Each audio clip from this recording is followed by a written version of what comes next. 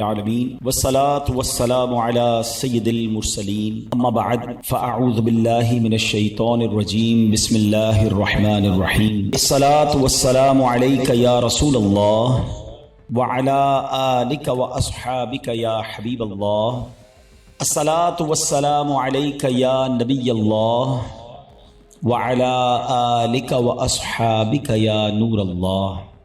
درود پاک پڑھنے کے بے شمار فضائل و برکات ہیں۔ درود پاک کب کب کہاں کہاں اور کیسے کیسے کام آتا ہے، سبحان اللہ۔ ایک ایسا وظیفہ ہے کہ جس کی جتنی فضیلت بیان کرے کم ہے، یعنی کون سی پرابلم ہے، کون سی مشکل ہے جس کا حل درود پاک میں نہیں ہے۔ اگر یہ کہے کہ ہر مصیبت کے تالے کی چابی درود پاک ہے تو یہ شاید غلط نہیں ہوگا۔ یقیناً بہت سارے لوگ یہاں بیٹھے ہیں، مہنگائی کا دور ہے، بعض اوقات قرضے کی ضرورت پڑ جاتی ہے۔ ایسا ہی ایک ماجرا تھا آج سے چند 100 سال پہلے۔ ایک دوست نے دوسرے دوست سے قرض لیا۔ جو میں واقعہ بیان کرنے جا رہا ہوں یہ درود پاک کی بڑی مشہور و معروف کتابوں میں بھی لکھا۔ مفتی امین صاحب رحمۃ اللہ تعالی نے اپنی کتاب آب کوثر میں بھی اس واقعے کو نقل فرمایا کہ ایک دوست نے اپنے دوسرے دوست سے 3000 دینار کا قرض لیا۔ 3000 دینار ایک اچھی رقم ہوتی ہے، یعنی سونے کی اشرفیاں۔ اور جناب ایک وقت طے ہو گیا کہ اتنے ٹائم کے بعد میں یہ قرض لوٹا دوں گا۔ وہ ٹائم آ گیا، دوست نے کہا بھائی میرے پیسے لوٹاؤ۔ تو اب اس دوست نے کہا کہ میرے پاس پیسے تو نہیں ہیں، میرا کاروبار بھی تباہ ہو گیا ہے، میں تمہیں پیسے نہیں دے سکتا۔ پہلے تو اس نے کافی کوشش کی، اس کو فالو اپ کیا، اس کو بار بار یاد دلایا۔ جب پیسے نہیں ملے تو اب اس دوست نے کیا کیا کہ عدالت میں چلا گیا۔ جج صاحب کو کہا کہ یہ میرا دوست ہے، مجھے پیسے لیے، پیسے ہی نہیں دیتا۔ جج صاحب نے اس کو بلا لیا اور پوچھا کہ بھائی تم نے پیسے دینے ہیں؟ کہاں پیسے تو دینے ہیں، پھر دیتے کیوں نہیں ہو؟ پیسے ہے ہی نہیں، کہاں سے دوں، سارا کاروبار تباہ ہو گیا، پیسے خرچ ہو گئے۔ جج صاحب نے کہا تمہارے پاس 30 دن ہیں، 30 دن میں اس کو پیسے لوٹا دو، اور اگر نہیں لوٹا سکے تو پھر میں تمہیں جیل میں ڈال دوں گا۔ اب پیسے تو تھے نہیں، کاروبار کولیپس ہو گیا تھا۔ یہ بندہ گھر آیا پریشان کہ اب کیا کروں گا، 30 دن میں اتنی بڑی رقم کا انتظام کیسے ہوگا؟ مگر اس بندے نے کتابوں میں لکھا ہے کہ شاید وہ حدیث سن رکھی تھی یا پڑھ رکھی تھی کہ حدیث پاک میں آتا ہے جس کا مضمون ہے کہ کوئی بندہ اگر مشکل میں ہو، پریشانی میں ہو، تو اس کو چاہیے مجھ پر درود پڑھے کہ جو درود پاک ہے وہ بندے کی مصیبتیں اور پریشانیوں کو لے جاتا ہے۔ اس نے کہا اور تو کوئی طریقہ ہے نہیں، پیسے تو ہے نہیں۔ صبح سے لے کر شام تک درود پڑھنے لگا۔ 27 دن گزر گئے، 28ویں رات آ گئی۔ خواب میں جب سویا تو کسی نے آواز لگائی کہ گھبراؤ مت، تمہارا قرضہ ادا ہو جائے گا، علی بن عیسیٰ وزیر کے پاس جاؤ، وہ تمہارا قرضہ ادا کر دے گا۔ صبح اٹھا، سوچنے لگا پتہ نہیں کس کی آواز تھی، کوئی اشارہ تو ملا ہے مگر ایسے کیسے میں وزیر کے پاس چلا جاؤں۔ اگلا دن گزرا، پھر رات آئی۔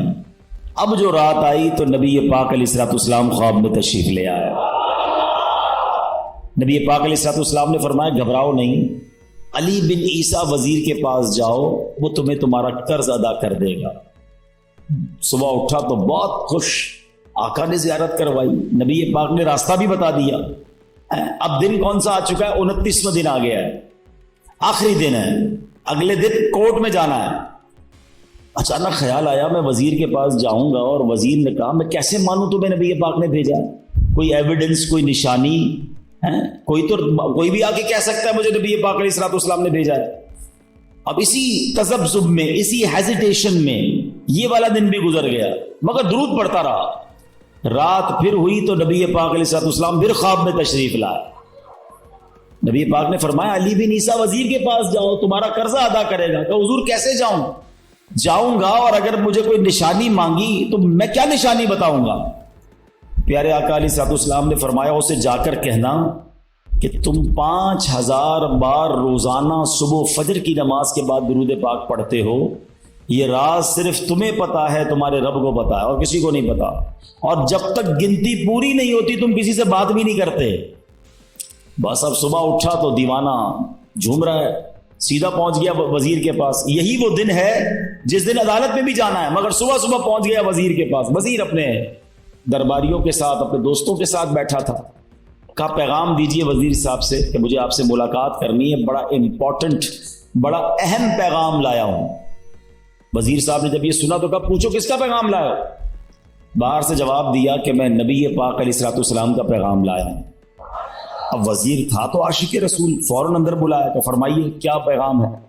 کہ نبی پاک علیہ الصلوۃ والسلام نے تمہارے پاس بھیجا ہے اور 3000 دینار مجھ پر قرضہ ہے, آپ میرا قرضہ ادا کر دیں.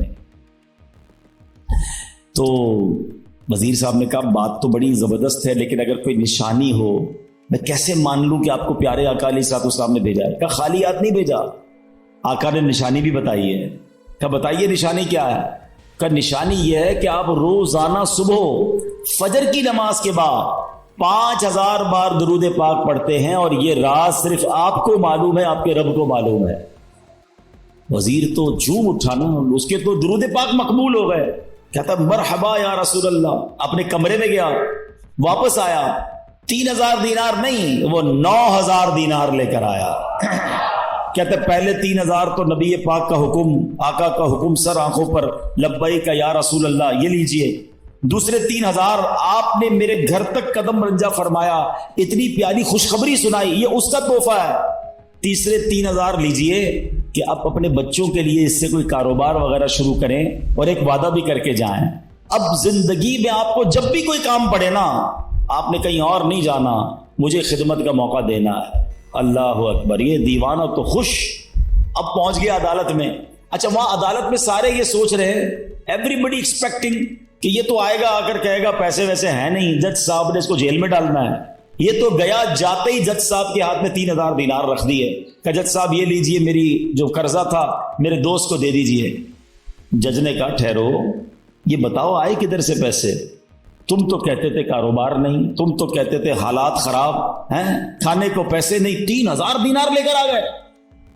اب اس دیوانے نے بھرے کوٹ میں, بھری عدالت میں گویا زبان حال سے یہ کہنا شروع کر دیا کہ اتنا دیا سرکار نے مجھ کو, اتنی میری اوقات نہیں, یہ تو کرم ہے ان کا, ورنہ مجھ میں تو ایسی بات نہیں. اس نے پورا واقعہ ہی سنا دیا عدالت میں. اچھا اس زمانے کے جج بھی کیسے ہوتے تھے؟ سنو, وہ جج صاحب اپنے سیٹ سے اٹھے, اپنے چیمبر میں, اپنے کمرے میں چلے گئے, عدالت لگی ہوئی ہے. تھوڑی دیر بعد آتے ہیں اور 3000 دینار جو ہے اس بندے کے ہاتھ میں دے کر کہتے ہیں کیا سارا ثواب علی بن عیسیٰ لے جائے گا؟ میں بھی تو نبی پاک کا امتی ہوں, تمہارا قرضہ میں ادا کرتا ہوں.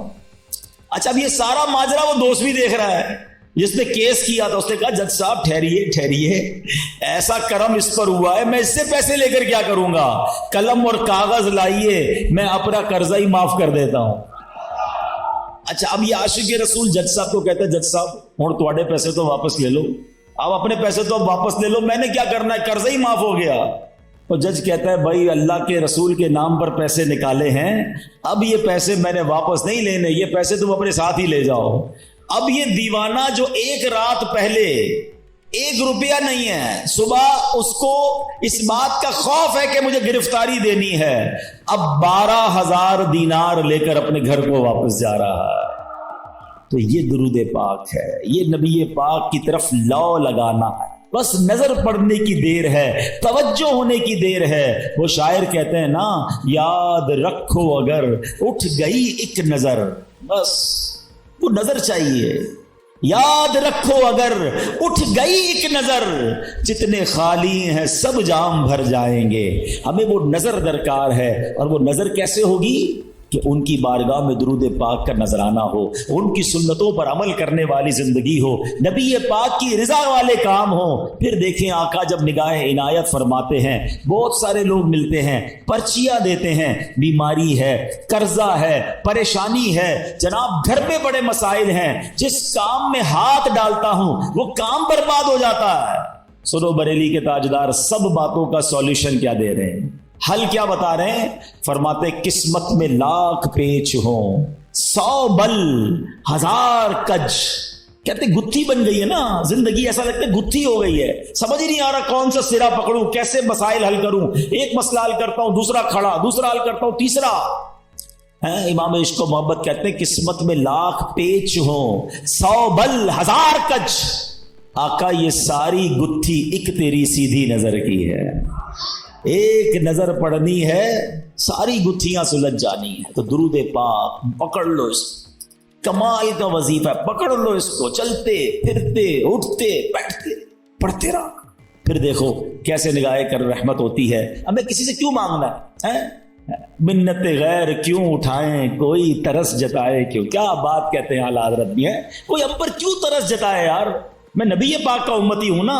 اعلیٰ حضرت کہتے کریم ایسا ملا کہ جس کے کھلے ہیں ہاتھ اور بھرے خزانے، بتاؤ اے مفلسو کہ پھر کیوں تمہارا دل اضطراب میں ہے۔ ارے کیوں مانگے دنیا والوں سے، کیوں جائیں دنیا والوں کے پاس، میرے آقا وہ ہیں جن کے در سے تاجدار پلتے ہیں۔ اس گلی کا گدا ہوں میں جس میں مانگتے تاجدار پھرتے ہیں، کیوں جہاں کے تاجداروں خواب میں دیکھی وہ شے جو آج جھولیوں میں گدایان در کی ہے۔ ارے آقا کا در جب موجود ہے تو دنیا والوں سے کیوں مانگنا ہے، ہم نے اللہ سے مانگنا ہے، اللہ کے حبیب علیہ الصلوۃ والسلام کی بارگاہ میں التجا کرنی ہے، اور وہ بھی اس لیے کرنی ہے کہ اللہ نے یہ در دکھایا ہے، وہی رب ہے جس نے تجھ کو ہم تک کرم بنایا، ہمیں بھیک مانگنے کو تیرا آستاں بتایا، تجھے حمد ہے خدایا۔ تو ہمیں دنیا والوں سے زندگی بھر ایک اصول بنا لو اپنا، خودداری ہونی چاہیے۔ ہاں، خوددار کو غیب سے عطا کیا جاتا ہے۔ اللہ سے یہ دعا مانگو، یا اللہ مجھے بانٹنے والا بنانا، مجھے دینے والا بنانا، کبھی مانگنے والا نہ بنانا، پھر دیکھو تمہاری عزت بھی بڑھتی ہے، تمہاری روزی میں بھی برکت ہو جائے گی۔ تو بہرحال اللہ ہمیں کبھی کسی کا محتاج نہ بنائے، غیب کے خزانوں سے عطا فرمائے۔ درود پاک پڑھتے رہیے، جھولیاں بھری جاتی رہیں گی۔ ایک بار پھر محبت کے ساتھ باواز بلند درود پاک پڑھ لیں، صلو علی الحبیب محمد صلی اللہ علیہ وسلم۔ آج ماشاءاللہ درود پاک پر کافی زبردست کلام ہوا۔ ایک اور شاندار وظیفہ، اللہ اکبر، بلکہ شاید میں یہ کہوں تو غلط نہیں ہوگا کہ افضل ترین وظیفہ، جی ہاں، آج اس پر بات کریں گے، اور وہ کتنا اہم ہے ہماری زندگی میں، ہمارے ایمان کے لیے، وہ بھی انشاءاللہ پتہ چل جائے گا۔ صحابی رسول حضرت شداد بن اوس رضی اللہ تعالیٰ فرماتے ہیں کہ ہم صحابہ کرام علیہ رضوان اللہ پاک کے آخری نبی رسول ہاشمی صلی اللہ تعالیٰ علیہ وسلم کی خدمت میں حاضر تھے۔ آپ علیہ الصلوۃ والسلام نے ہم سے پوچھا، حل فیکم غریب، کیا کوئی تم میں اجنبی تو نہیں بیٹھا؟ صحابہ کرام نے کہا نہیں حضور، ہم سارے مسلمان ہی ہیں اور کوئی غیر نہیں ہے۔ تو نبی پاک علیہ الصلوۃ والسلام نے فرمایا اچھا ایسا کرو، دروازے بند کر دو۔ صحابہ نے دروازے بند کر دیے۔ اب آپ علیہ الصلوۃ والسلام نے فرمایا ارفعوا ایدیکم وقولوا لا الہ الا اللہ، ہاتھ اوپر اٹھا لو اور لا الہ الا اللہ پڑھنا شروع کر دو۔ حضرت شداد بن اوس کہتے ہیں ہم سب نے ہاتھ اوپر اٹھائے اور کلمہ پاک پڑھنا شروع کر دیا۔ کچھ دیر اسی طرح ہم ذکر کرتے رہے، نبی پاک ذکر کرواتے رہے، اور اس کے بعد مالک کے جنت قاسم نعمت صلی اللہ تعالی علیہ وسلم نے خوشخبری سناتے ہوئے فرمایا ابشروا فإن اللہ قد غفر لکم، تمہیں بشارت ہو کہ بے شک اللہ پاک نے تمہیں بخش دیا ہے۔ مزید آپ علیہ الصلوۃ والسلام نے یہ بھی فرمایا کہ الحمدللہ، اے اللہ پاک تو نے مجھے یہ پاکیزہ کلمہ دے کر بھیجا، اسے پڑھنے کا حکم دیا اور اس پر جنت کا وعدہ بھی فرمایا، بے شک تو اپنے وعدے کے خلاف نہیں کرتا۔ سبحان اللہ۔ تو کلمہ طیبہ افضل الذکر لا الہ الا اللہ، اس کے کمال کے فضائل ہیں۔ کیا خوبصورت شعر شاعر لکھتے ہیں نا، حسبی ربی جس نے کہا فیض کے دریا کو پایا، گوہر مقصد ہاتھ آیا، لا الہ الا، کھل جائیں در جنت کے، دوزخ کی سب آگ بجھے، دل سے کوئی ایک بار کہے لا الہ الا اللہ، پڑھو لا الہ الا اللہ، لا الہ الا اللہ۔ سبحان اللہ۔ کلمہ طیبہ کے بہت فضائل ہیں، یاد رہے یہ افضل ترین ذکر بھی ہے، بہترین وظیفہ بھی ہے۔ یہی کلمہ پڑھ کر غیر مسلم مسلمان ہوتا ہے، یہی مبارک کلمہ سچے دل سے پڑھنے کی برکت سے غیر مسلم کے سب گناہ دھل جاتے ہیں اور وہ جنت کا حقدار بن جاتا ہے۔ حلیت الاولیاء میں ہے، دو عالم کے مالک و مختار مکی مدنی سرکار صلی اللہ تعالی علیہ وسلم نے فرمایا، اللہ پاک ارشاد فرماتا ہے، بے شک میں ہی اللہ ہوں، میرے سوا کوئی عبادت کے لائق نہیں، بس اے لوگوں میری ہی عبادت کرو۔ تم میں سے جو کوئی میری بارگاہ میں سچے دل سے لا الہ الا اللہ کی گواہی کے ساتھ آئے گا وہ میری پناہ میں داخل ہوگا، اور جو میری پناہ میں داخل ہوا وہ میرے عذاب سے محفوظ ہو گیا۔ کیا بات ہے، سبحان اللہ۔ کلمہ طیبہ کے مختلف نام ہیں، یاد رکھیے گا، لا الہ الا اللہ محمد الرسول، مل کر پڑھ لیں، لا الہ الا اللہ محمد الرسول اللہ صلی اللہ تعالی علیہ وسلم۔ اس کے بہت سارے نام ہیں، اس کا ایک نام کلمہ توحید بھی ہے، کلمہ اخلاص بھی ہے، اسے کلمہ احسان بھی کہتے ہیں، اسے کلمۃ التقوی بھی کہتے ہیں۔ اس مبارک کلمے کا ایک نام کلمہ ثابتہ یعنی ثابت شدہ کلمہ، پکا کلمہ، نام مٹنے والا کلمہ، ہمیشہ رہنے والا کلمہ بھی ہے۔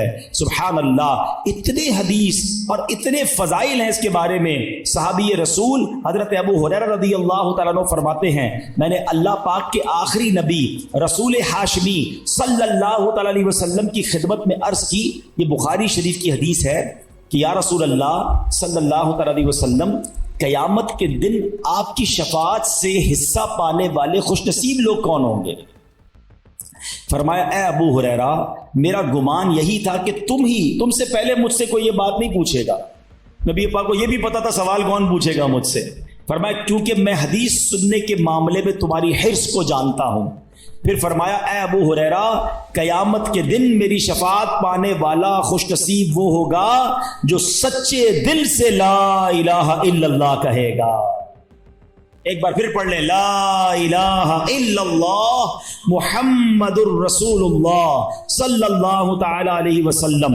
حضرت عثمان بن مالک رضی اللہ تعالیٰ سے روایت ہے، رسول رحمت شفیع امت صلی اللہ تعالی علیہ وسلم نے فرمایا، جو بندہ صرف اور صرف اللہ پاک کی رضا کی خاطر لا الہ الا اللہ کہے، بے شک اللہ پاک اس پر دوزخ حرام فرما دیتا۔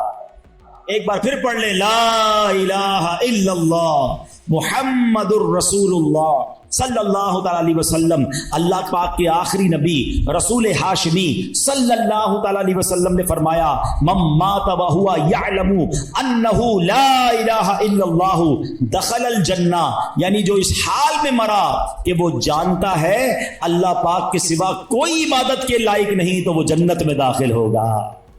ایک حدیث پاک میں ہے، پیارے آقا مکی مدنی مصطفیٰ صلی اللہ علیہ وسلم نے فرمایا، ثمن الجنتی لا الہ الا اللہ۔ بڑی پیاری حدیث ہے، اتنی مختصر ہے مگر کیا پیاری بات فرما دی۔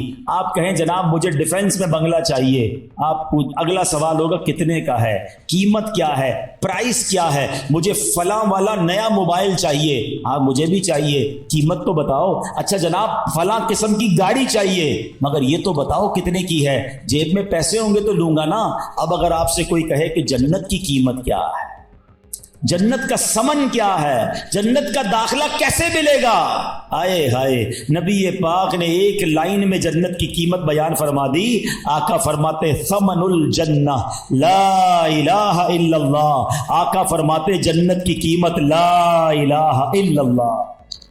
پھر پڑھ لو، لا الہ الا اللہ محمد الرسول اللہ صلی اللہ علیہ وسلم۔ ایک اور روایت میں ہے، رسول اکرم نور مجسم صلی اللہ تعالی علیہ وسلم نے فرمایا، مفاتیح الجنتی شہادت لا الہ الا اللہ، جنت کی چابیاں لا الہ الا اللہ کی گواہی دینا ہے۔ اللہ اکبر، سبحان اللہ، یہ ہے کلمہ طیبہ، یہ ہے سبحان اللہ کلمہ طیبہ کی برکتیں، سبحان اللہ۔ اب ایک عجیب سا واقعہ آپ کو سناتا ہوں، اور واقعہ ہے حضرت با یزید بسطامی کا۔ حضرت بایزید بسطامی رحمۃ اللہ تعالی علیہ ایک مرتبہ سفر میں تھے، آپ کو غیب سے آواز آئی، اے بایزید سمعان نامی شہر میں جاؤ، وہاں کے غیر مسلموں کے ساتھ ان کے عید کے اجتماع میں شرکت کرو۔ بایزید فرماتے ہیں کہ اللہ پاک کی پناہ، میں غیر مسلموں کے تہوار میں شرکت کروں؟ آپ نے کہا کہ نہیں، یہ میرے لیے پیغام نہیں ہو سکتا۔ رات سوئے، خواب میں پھر یہی آواز آئی، بایزید جاؤ اور غیر مسلموں کے فلاں تہوار میں عید میں شرکت کرو۔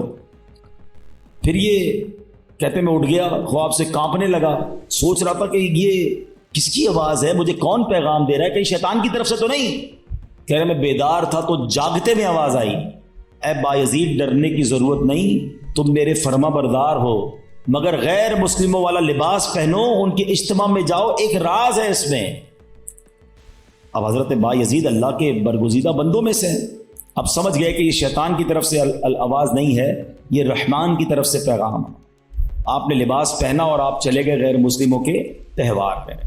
اب سارے بہت بڑا میدان، بہت بڑا میلہ، سب لوگ اپنے سب سے بڑے عالم کے انتظار میں بیٹھے ہیں۔ کچھ دیر بعد ان کا عالم آیا، سب لوگ بیٹھ گئے، اس نے تقریر کرنی تھی، مگر جیسی وہ عالم تقریر کرنے کھڑا ہوا نا، وہ کپ کپانے لگا، وہ لرزنے لگا، اور وہ کہتا ہے کہ لوگوں نے کہا اے سردار آپ تقریر شروع کیجئے۔ تو کہتا ہے کہ تو ہمارے اجتماع میں ایک محمدی بیٹھا ہے، ایک اللہ کے آخری نبی کا امتی بیٹھا ہے، اور وہ تمہارے دین کا امتحان لینے آیا ہوا ہے، اس لیے میری آواز ہی نہیں نکل رہی ہے۔ پھر اس نے بلند آواز سے کہا اے محمدی، اے اللہ کے آخری نبی کے امتی، کھڑے ہو جاؤ۔ حضرت بایزید بسطامی کھڑے ہو گئے۔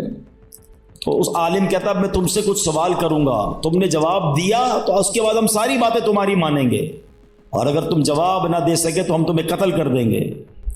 حضرت بایزید بسطامی تو ولیوں کے سردار تھے، آپ نے کہا پوچھو جو پوچھنا ہے۔ اس غیر مسلم نے بھرے مجمع میں 61 سوال کیے، 61 کوسچن کیے حضرت بایزید بسطامی سے۔ حضرت بایزید بسطامی نے سب کے سب ٹھیک جواب ارشاد فرما دیے۔ حضرت بایزید بسطامی نے اسے سوال کیا، تم نے کر لیے سوال، اب میں سوال کرتا ہوں، بتاؤ آسمانوں اور جنت کی چابی کیا ہے؟ تو جو غیر مسلموں کا عالم تھا نا، وہ کہتا ہے آسمانوں اور جنت کی چابی کلمہ طیبہ لا الہ الا اللہ محمد الرسول اللہ ہے۔ اللہ پاک نے اس کی زبان پر حق جاری کر دیا۔ اب اپنے اتنے بڑے عالم کی آواز سن کر، اس کا جواب سن کر، اس میدان میں ہزاروں غیر مسلم تھے، سب کے سب کلمہ پڑھ کر مسلمان ہو۔ اللہ اکبر، یا رسول یا جاری رہے گا فیضان کلمہ طیبہ۔ اچھا، اب یہاں بڑی خوبصورت بات علماء نے لکھی کہ کلمہ طیبہ کے فضائل تو بہت سارے ہیں، لیکن اس کے تقاضے پورے کرنا بھی ضروری ہے۔ فرمایا کہ حضرت زید بن ارقم رضی اللہ عنہ سے روایت ہے، رسول ذیشان مکی مدنی سلطان علیہ الصلوۃ والسلام نے فرمایا جس نے اخلاص کے ساتھ لا الہ الا اللہ کہا وہ جنت میں داخل ہوگا۔ صحابہ کرام نے عرض کی یا رسول اللہ صلی اللہ علیہ وسلم کلمہ طیبہ کا اخلاص کیا ہے؟ فرمایا یہ کہ بندہ اللہ پاک کی حرام کردہ چیزوں سے بچتا رہے۔ اب ایسا نہیں صرف لا الہ الا اللہ پڑھتا رہے بھائی جنت میں چلے جائیں گے۔ ایک مرتبہ وہاب بن منبہ رحمۃ اللہ تعالی کی خدمت میں عرض کیا گیا کیا کلمہ طیبہ جنت کی چابی نہیں ہے؟ فرمایا کیوں نہیں ہے؟ بالکل ہے، لیکن ہر چابی کے دندانے ہوتے ہیں نا، اگر تم ان دندانوں کے بغیر تالا کھولنا چاہو گے تو تالا نہیں کھلے گا۔ سبحان اللہ، کتنی پیاری مثال دے دی کہ کلمہ طیبہ جنت کی چابی ہے، مگر اس کے دندانے کیا ہیں؟ نماز ہے، روزہ ہے، حج ہے، زکوٰۃ ہے، جو فرائض ہیں وہ اس کے تالے کی چابی کے دندانے ہیں۔ تو گویا کلمہ بھی پڑھنا ہے، نماز بھی پڑھنی ہے، روزے بھی رکھنے ہیں، فرض ہو جائے تو حج بھی کرنا ہے۔ چلو حج کے بارے میں بھی تھوڑی سی بات کر لوں۔ بڑی تعداد میں وہ لوگ ہیں جن پر حج فرض ہو جاتا ہے مگر وہ حج نہیں کرتے۔ اس کو آسان نہ سمجھنا، جس طرح نماز فرض ہے نا، جس طرح روزہ فرض ہے۔ آپ کو پتہ ہے اسلام کے 5 پلر بچپن سے پڑھ رہے ہیں، 5 ارکان اسلام، اسکول میں تھے جب سے، مدرسے میں جب سے پڑھے، سب نے پڑھے ہوں گے۔ کون کون سے ہیں؟ نماز، روزہ، حج، زکوٰۃ اور توحید کا اقرار، کلمہ پاک پڑھنا۔ تو اب کلمہ تو پڑھ لیا، اچھا نماز کو اب بھی لوگ پکا فرض سمجھتے ہیں، بعض لوگ زکوٰۃ اور حج کو اتنی اہمیت نہیں دیتے، یہ بھی پلر ہے اسلام کا۔ اور حج نہ کرنا، اب میں جو حدیث سنانے جا رہا ہوں نا وہ بڑی ہلا دینے والی ہے۔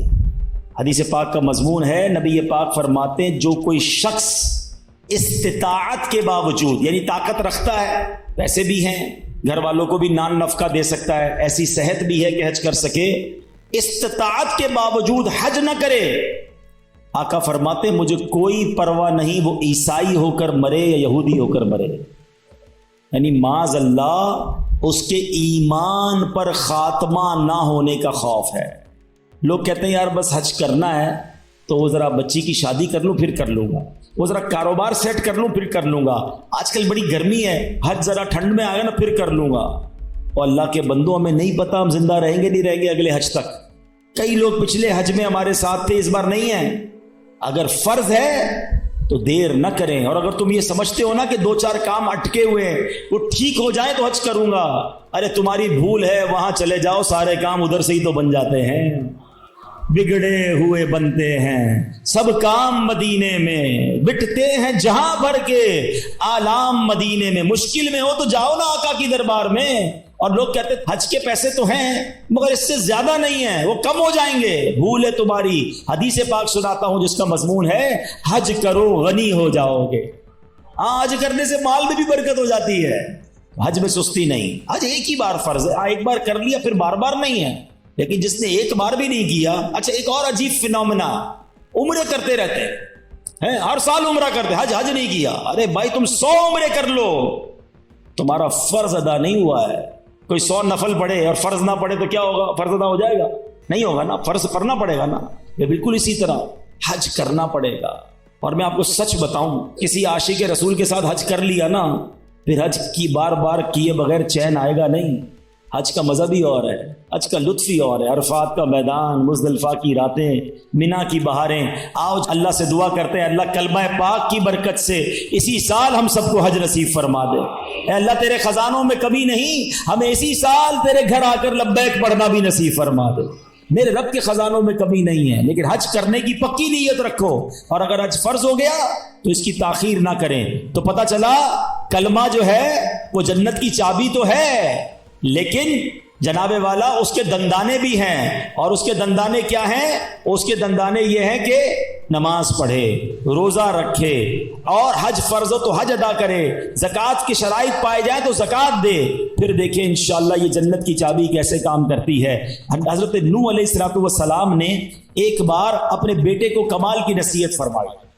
حضرت نوح علیہ السلام کا آخری وقت آ گیا، آپ نے اپنے بیٹے کو نصیحت کرتے ہوئے فرمایا بیٹا میں تمہیں 2 باتوں کا حکم دیتا ہوں اور 2 باتوں سے منع کروں گا۔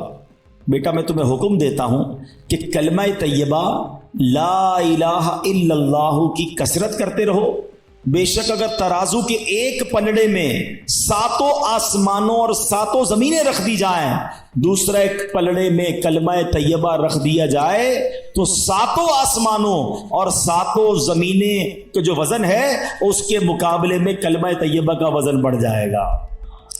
دوسری نصیحت فرمائی بیٹا سبحان اللہ و بحمدہ کی کثرت کیا کرو، بے شک یہ ہر چیز کی تسبیح ہے، اس کی برکت سے مخلوق کو روزی دی جاتی ہے۔ دوسرا وظیفہ کیا مل گیا؟ سبحان اللہ و بحمدہ، سبحان اللہ و بحمدہ، سبحان اللہ و بحمدہ۔ روزی میں کمال کا وظیفہ ہے، جس کی روزی میں پرابلم ہو روز صبح کم از کم 112 بار پڑھ لیا کرو۔ اب آئیے فرماتے بیٹا میں تمہیں مزید 2 نصیحتیں کرتا ہوں، شرک اور تکبر سے بچتے رہنا۔